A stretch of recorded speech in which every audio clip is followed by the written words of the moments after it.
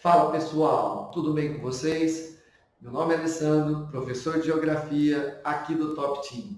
E hoje vim aqui para a gente conversar sobre o vestibular UEMA 2020 e comentar as questões que caíram nesta prova. Pessoal, a primeira questão é uma questão tranquila, interpretativa e trata do contexto aqui do próprio Maranhão.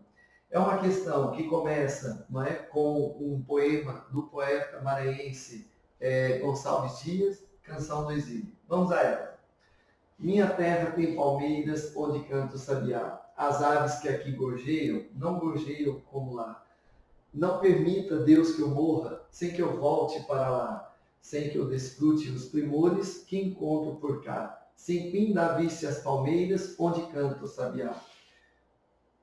Ó, pelo verso, pelo trecho selecionado pela banca para a questão, aponta-se a palavra palmeiras, que nos indica que, com certeza, o bioma maranhense tratado na questão é justamente a Mata dos Cocais, também chamada de Mata das Palmeiras.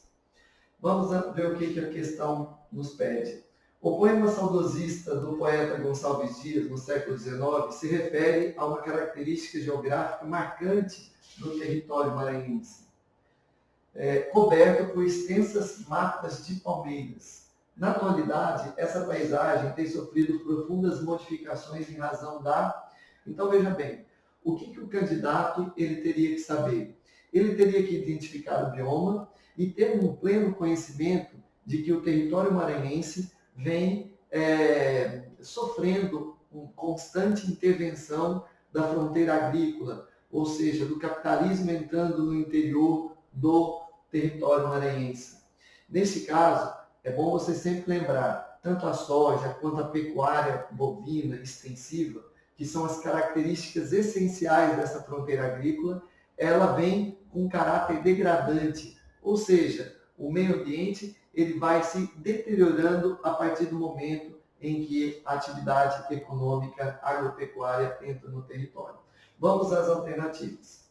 A alternativa A devastação das palmeiras para o estabelecimento dos campos de criação de bovinos, na lógica da produção agropecuária do capitalismo contemporâneo, é a atividade que vem degradando o bioma da Mata dos Cocais. Essa daqui é a alternativa correta. Realmente, duas atividades elas são imprescindíveis.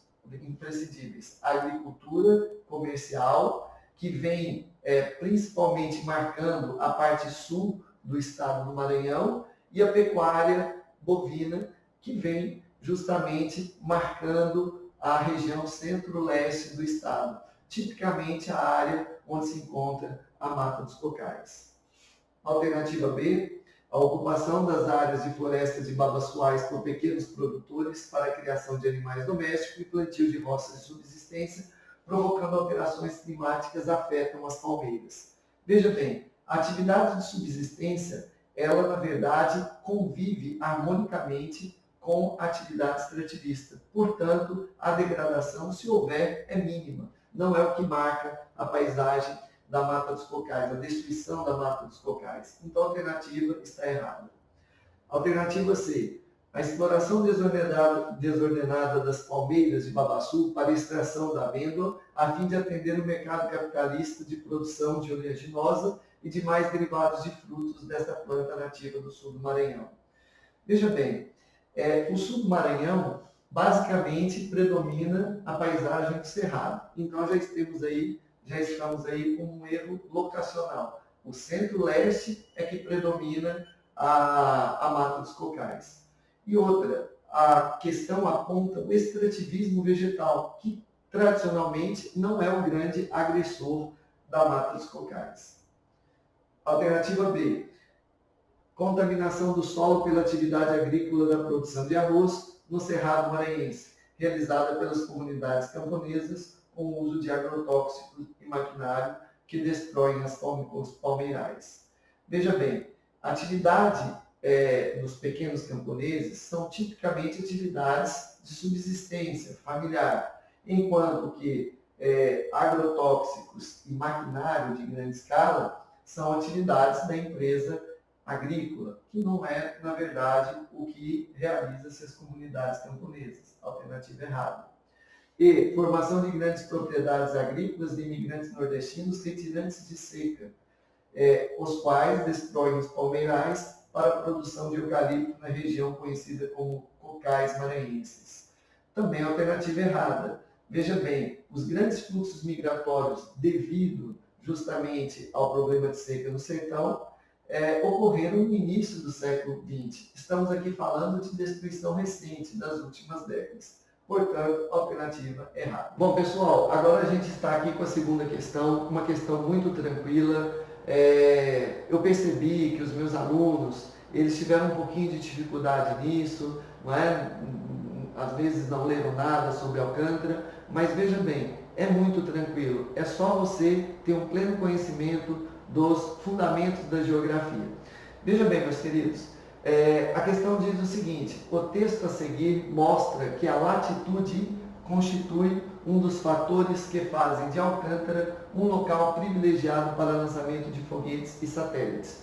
Então veja lá, a latitude, a posição latitudinal de Alcântara é favorável à instalação de uma base de lançamento de foguetes e de satélites. Veja o texto. A posição geográfica do centro de lançamento de Alcântara faz dele uma das bases mais estrategicamente privilegiadas do mundo. E essa vantagem se reflete no aspecto financeiro. Mandar algo para o espaço a partir de Alcântara pode significar uma economia de combustível de até 30%. A explicação para isso é relativamente simples. A velocidade de rotação da Terra é maior nas áreas próximas ao Equador do que no restante do planeta, o que serve para dar um impulso extra ao satélite ou foguetes que será lançado. E a base de Alcântara dista 32 quilômetros de São Luís, capital maranhense, está numa latitude de apenas 2 graus 18 minutos ao sul da linha imaginária que divide o planeta ao meio. Então vocês podem perceber que o texto ele corrobora a ideia do enunciado. A latitude é favorável à instalação de bases de lançamento de foguetes e satélites. Vamos ver o que a questão nos pede. 2 outros fatores geográficos a serem considerados que tornam Alcântara um lugar privilegiado ainda são. Então veja bem, gente, além da latitude, quais são outros 2 aspectos que fazem de Alcântara um local interessante para a instalação de bases de foguete e satélites? Vamos lá. O regime climático com chuvas bem definidas. Sim, o litoral maranhense tem um clima tropical úmido, com o primeiro semestre muito chuvoso e o segundo semestre bastante seco. Então, realmente, isso é uma característica climática. E mais, é uma característica favorável que no planejamento de lançamento de um foguete, você pode datar esse lançamento para o segundo semestre. Então, há uma previsibilidade. Isso é muito importante. E a estabilidade geológica. Sim, o Maranhão está no interior de uma placa tectônica, afastado dos grandes falhamentos. Então, isso gera uma estabilidade geológica que inibe qualquer tipo de ameaça à infraestrutura base para o lançamento de um foguete. Então, a alternativa correta é a alternativa A. Alternativa B, a ocorrência de alta pressão atmosférica e a ausência de correntes marítimas. Veja lá, alta pressão